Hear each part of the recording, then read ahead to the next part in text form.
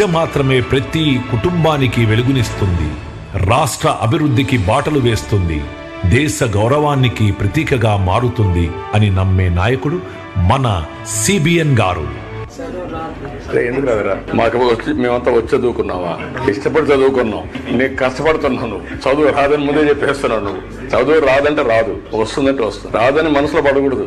ఇష్టపడి ఏ పని చేసినా నీకు కలిసి వస్తుంది. ఎన్టీఆర్ గారి వారసురాలుగా, చంద్రబాబు గారి అర్ధాంగిగా వారి ఆశయాలలో భాగస్వామ్యం కావడమే కాకుండా నిరంతరం ప్రజాసేవలో నిమిత్తమై అటు హెరిటేజ్ సంస్థను తన మార్గదర్శనంలో నడిపిస్తూనే ఇటు ఎన్టీఆర్ ట్రస్ట్ ద్వారా ప్రజా శ్రేయస్సు కోసం విశేషంగా కార్యక్రమాలను నిర్వహిస్తున్నందుకు మేనేజింగ్ ట్రస్టీ శ్రీమతి నారా భువనేశ్వరి గారికి ఇన్స్టిట్యూట్ ఆఫ్ డైరెక్టర్స్ నుంచి డిస్టింగ్విష్ ఫెలోషిప్ 2025 అవార్డ్ మరియు హెరిటేజ్ సంస్థను సమర్థవంతంగా నడిపిస్తున్నందుకు golden peacock award for excellence in corporate governance ను అందుకుని సామాజిక సేవ మరియు నైతిక నాయకత్వంలో గ్లోబల్ గుర్తింపు పొందారు. ఈ ఆదర్శ దంపతుల అడుగుజాడల్లో నడుస్తూ ప్రజానాయకుడిగా ఆంధ్రప్రదేశ్ రాష్ట్ర అభివృద్ధిలో కొత్త శకానికి ప్రారంభం పలికి తనకంటూ సపరేట్ మార్క్ వేసుకున్న శ్రీ నారా లోకేష్ గారు తాతకు తగ్గ మనవడిగా, తండ్రికి తగ్గ తనయుడిగా ప్రజాక్షేత్రంలో పోరాడుతూనే ట్రస్ట్ పనులలో చురుగ్గా పాల్గొంటూ తన అవసరం ఉన్న ప్రతిసారి తన వంతు తాను కృషి చేస్తున్నారు. ఇలాంటి గొప్ప కుటుంబానికి కోడలిగా శ్రీ నారా బ్రహ్మణి గారు వారి ఆశయాలను ఆదర్శంగా తీసుకుని హెరిటేజ్ సంస్థలో కీలక బాధ్యతలు నిర్వహిస్తూనే ఎన్టీఆర్ ట్రస్ట్ కార్యక్రమాలలో తన వంతు సేవ చేయడానికి ఎప్పుడూ ముందు ఉంటారు. వీరి నిరంతర కృషితోనే ఎన్టీఆర్ ట్రస్ట్ సేవా రంగంలో ఉన్నత శిఖరాలను చేరింది. ప్రతి ఒక్కరికి వైద్య సేవలను చేరువ చేయాలనే ఉద్దేశంతో హైదరాబాద్, వైజాగ్, రాజమండ్రి, తిరుపతిలో బ్లడ్ సెంటర్స్ ను నిర్వహిస్తూ వైద్య సదుపాయాలు లేని మారుమూల గ్రామాలు మరియు గిరిజన ప్రాంతాల ప్రజలకు సంజీవని ఉచిత మొబైల్ క్లినిక్స్, సంజీవని ఆరోగ్య కేంద్రాల ద్వారా ఎంతో మందికి వైద్యం, అవసరమైన మందులు అందిస్తున్నారు.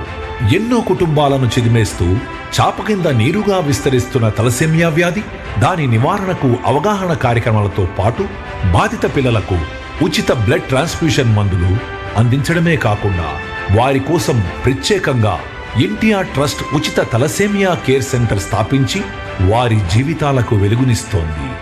ఎన్టీఆర్ సుజలా పథకం ద్వారా లక్షలాది మందికి స్వచ్ఛమైన త్రాగునీరుని అందిస్తూ ఆరోగ్యవంతమైన సమాజ నిర్మాణంలో భాగమయ్యింది.